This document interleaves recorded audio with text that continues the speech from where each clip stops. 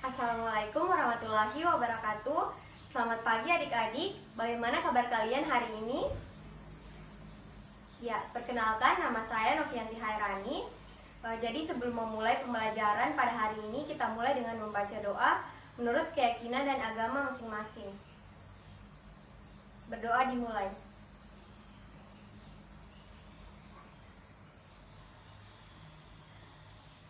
Selesai.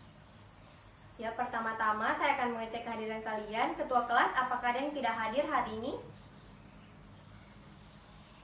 Baik. Nah, sebelum kita mulai materinya, kalian membagi dulu menjadi 3 kelompok yang terdiri dari 4-5 orang. Nah, jadi kalau pada pertemuan sebelumnya kalian sudah mempelajari tentang bilangan bulat dan operasi-operasi pada bilangan bulat, yaitu ada operasi penjumlahan, pengurangan, perkalian, dan juga pembagian.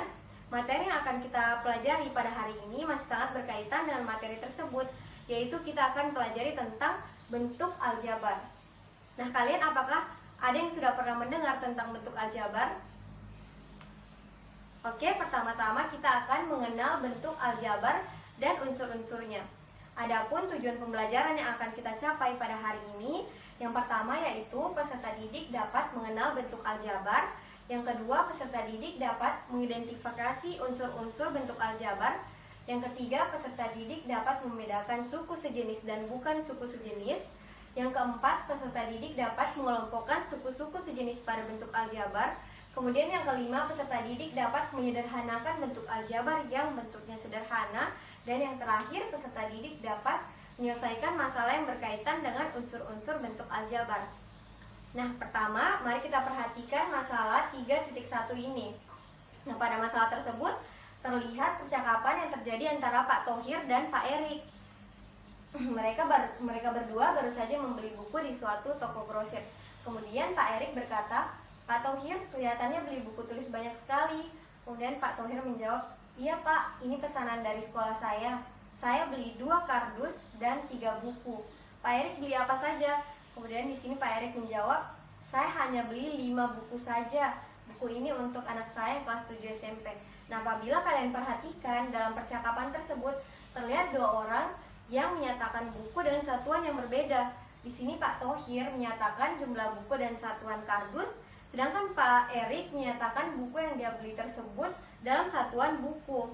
Nah, pada masalah tersebut Pak Thohir membeli 2 kardus buku dan 3 buku, kemudian Pak Erik membeli 5 buah buku. Kemudian apabila kita misalkan 1 kardus yang dibeli Pak Thohir ini, tentu yang isinya adalah kumpulan buku-buku yang sama dengan suatu simbol. Di sini kita simbolkan dengan X. Maka kita dapatkan bentuk Pak Thohir membeli buku 2X ditambah 3 buku, sedangkan Pak Erik membeli 5 buku. Nah, dengan X tersebut menunjukkan banyaknya buku yang ada di dalam kardus yang dibeli oleh Pak Thohir. Kemudian berapa jumlah keseluruhan buku yang dibeli oleh Pak Thohir? Di sini jumlah keseluruhan bukunya itu bergantung pada nilai X, yaitu variabel yang kita misalkan. Nah, apabila X sama dengan 10 atau jumlah buku yang ada dalam kardus yang dibeli oleh Pak Thohir itu sama dengan 10, maka jumlah keseluruhan yang dibeli yaitu 2X ditambah 3 sama dengan 2 dikali 10 ditambah 3 atau sama dengan 23 buku.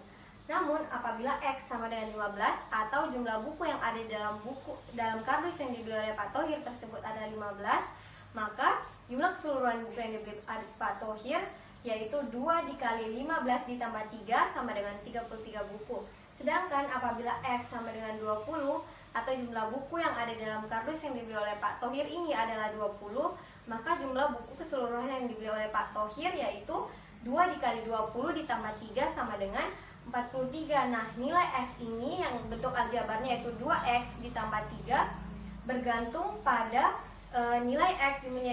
Jumlahnya itu sangat beragam, jadi tergantung kepada nilai X atau simbol yang kita misalkan tersebut. Nah, dalam kehidupan sehari-hari seringkali kita ketemukan orang-orang atau bahkan kita sendiri yang menyebutkan bukan berdasarkan satuan bendanya, melainkan berdasarkan satuan kumpulan dari benda tersebut. Dalam hal ini kita berikan contoh seperti 1 kardus buku yang isinya tersebut merupakan kumpulan buku-buku. Nah, apakah dari kalian bisa memberikan contoh dalam kehidupan sehari-hari apa yang seringkali kita sebutkan berdasarkan satuan kumpulannya, bukan berdasarkan satuan benda tersebut? Silahkan. Ya, benar sekali ya. Contohnya yaitu satu keranjang jeruk, kemudian contoh lainnya seperti satu karung beras, satu tangki bensin, satu botol kelereng, dan masih banyak lagi contoh dalam kehidupan sehari-hari yang seringkali kita sebutkan berdasarkan satuan kumpulan bendanya. Nah, satuan kumpulan benda tersebut yang kita misalkan menjadi suatu simbol-simbol atau huruf-huruf, kemudian kita bentuk model matematikanya, itulah yang kita sebut dengan bentuk aljabar. Nah, kemudian apa saja unsur-unsur pada bentuk aljabar ini? Mari kita identifikasi. Misalnya pada bentuk buku yang dibeli oleh Pak Thohir tadi, yaitu 2x ditambah 3, apa saja unsur-unsurnya? Oke, yang pertama yaitu suku. Nah, apa itu suku? Suku adalah bagian dari bentuk aljabar yang dipisahkan oleh tanda tambah atau kurang. Nah, pada contoh ini 2x dipisahkan dengan 3 oleh tanda tambah. Nah, berarti suku yang ada pada bentuk aljabar ini yaitu 2x dan 3. Kemudian yang kedua yaitu coefficient. Coefficient adalah faktor konstan pada suatu suku. Nah, di sini 2 merupakan coefficient atau faktor konstan dari x. Kemudian selanjutnya yaitu variabel. Variabel adalah suatu simbol yang mewakili suatu nilai tertentu, seperti satu kardus tadi yang kita misalkan dalam simbol x. Nah, berarti x ini merupakan suatu variabel. Kemudian yang terakhir yaitu konstanta. Nah, konstanta ini merupakan bilangan atau nilai tertentu. Pada contoh ini konstantanya yaitu adalah 3. Sampai sini sudah mengerti mengenai unsur-unsur pada bentuk aljabar? Oke, kita lanjut. Nah, apabila kita perhatikan kembali masalah 3.1, kemudian informasi pada soal tersebut kita rubah menjadi Pak Erik membeli lagi satu kardus buku yang sama, tetapi kardusnya tersebut lebih besar daripada kardus buku yang dibeli oleh Pak Thohir. Nah, tentu jumlah buku yang ada dalam kardus yang dibeli oleh Pak Erik ini berbeda dengan jumlah buku yang dibeli oleh Pak Erik, karena kardusnya lebih besar, sehingga kardus yang dibeli oleh Pak Thohir dengan kardus yang dibeli oleh Pak Erik tidak bisa kita simbolkan dengan simbol yang sama atau variabel yang sama. Nah, apabila kita memisalkan satu kardus yang dibeli oleh Pak Thohir tersebut sebagai X, maka kita temukan bentuk aljabar Pak Thohir membeli 2X ditambah 3 buku, kemudian kardus yang dibeli oleh Pak Erik ini kita misalkan dengan simbol Y, maka kita dapatkan bentuk aljabar Pak Erik membeli Y ditambah 5 buku. Nah, di sini X tersebut menyatakan banyaknya buku yang ada di dalam kardus yang dibeli oleh Pak Thohir atau kardus yang lebih kecil, sedangkan Y menyatakan banyaknya buku yang ada di dalam kardus yang dibeli oleh Pak Erik atau kardus yang lebih besar. Nah, bagaimana apabila kita ingin menjumlahkan seluruh buku yang dibeli oleh Pak Thohir dan Pak Erik ini? Tentu kita tidak bisa menjumlahkan kardus yang dibeli oleh Pak Thohir dengan Pak Erik. Mengapa? Karena jumlah buku yang ada di dalam kardus yang dibeli oleh Pak Thohir ini berbeda dengan jumlah buku di dalam kardus yang dibeli oleh Pak Erik, sehingga tidak bisa kita jumlahkan atau variabelnya ini berbeda. Nah, inilah kita sebut dengan suku sejenis dan bukan suku sejenis. Jadi suku sejenis yaitu suku yang memiliki variabel dan pangkat yang sama. Oke, di sini contohnya adalah bentuk aljabarnya 2x ditambah 2y ditambah dengan x. Baiklah, mari kita tentukan yang mana merupakan suku sejenis dan yang mana merupakan bukan suku sejenis. Nah, di sini 2x dan x merupakan suku sejenis karena 2x dan x ini memiliki variabel yang sama yaitu x dan juga pangkat yang sama yaitu 1. Kemudian 2x dan 2y dan x dan 2y bukan merupakan suku sejenis karena 2x dan 2y ini dan juga x dan 2y variabelnya berbeda yaitu x dan y, sehingga 2x dan 2y ini bukan merupakan suku sejenis. Oke, setelah kita menentukan yang mana yang merupakan suku sejenis dan mana yang merupakan bukan suku sejenis, selanjutnya kita akan belajar mengelompokkan dan menyederhanakan bentuk aljabar. Nah, misalnya bentuk aljabar 2x ditambah 3y ditambah 4x dikurang 5y akan kita kelompokkan kemudian kita sederhanakan. Nah, pertama-tama tentu kita uraikan soalnya menjadi 2x ditambah 4x ditambah 3y dikurang 5y. Nah, di sini 2x dan 4x merupakan suku sejenis karena 2x dan 4x ini memiliki variabel yang sama yaitu x. Kemudian kita kelompokkan menjadi 2 ditambah 4 yang variabelnya adalah x. Kemudian 3y dan negatif 5y merupakan suku sejenis karena memiliki variabel yang sama yaitu y. Kemudian kita kelompokkan menjadi 3 ditambah negatif 5 atau 3 dikurang 5 yang variabelnya adalah y. Nah, kemudian langkah selanjutnya yaitu menyederhanakan bentuk aljabarnya. Di sini menyederhanakannya itu dengan mengoperasikan bentuk aljabar tersebut sesuai dengan tanda yang ada. Dalam hal ini 2 ditambah 4 sama dengan 6 yang variabelnya adalah x.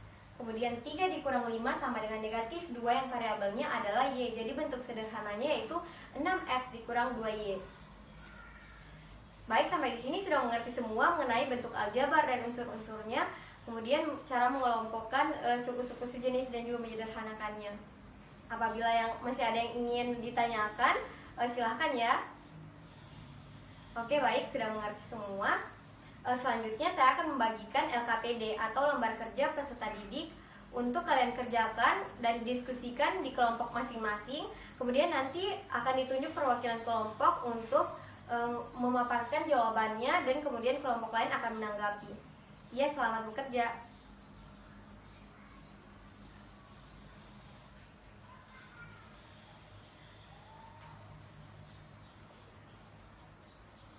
Baik, saya persilahkan untuk perwakilan-perwakilan kelompok untuk memberikan jawabannya dan kemudian silakan kelompok-kelompok lain untuk menanggapi.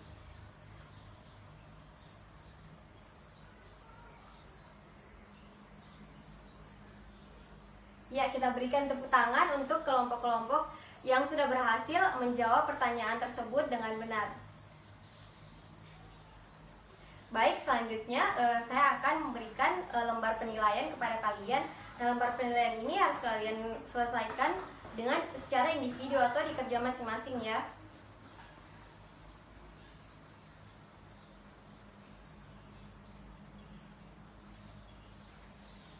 Ya, baik, waktunya sudah selesai. Ketua kelas tolong kumpulkan jawaban dari teman-temannya. Ya, saya rasa untuk materi bentuk aljabar dan unsur-unsurnya ini semua sudah mengerti ya. Nah, sekarang apakah ada salah satu dari kalian yang ingin menjelaskan kembali apa itu bentuk aljabar dan apa saja unsur-unsur yang ada pada bentuk aljabar? Silahkan. Ya, benar sekali jawaban dari temannya. Jadi bentuk aljabar itu merupakan bentuk yang kita dapatkan ketika kita memisalkan satuan dari kumpulan dari benda tertentu menjadi simbol-simbol atau huruf-huruf, kemudian kita bentuk model matematikanya yang unsur-unsurnya itu ada variabel, konstanta, suku, dan juga koefisien. Baik, saya rasa sekian dulu untuk pertemuan kali ini. Terima kasih atas perhatiannya. Assalamualaikum warahmatullahi wabarakatuh.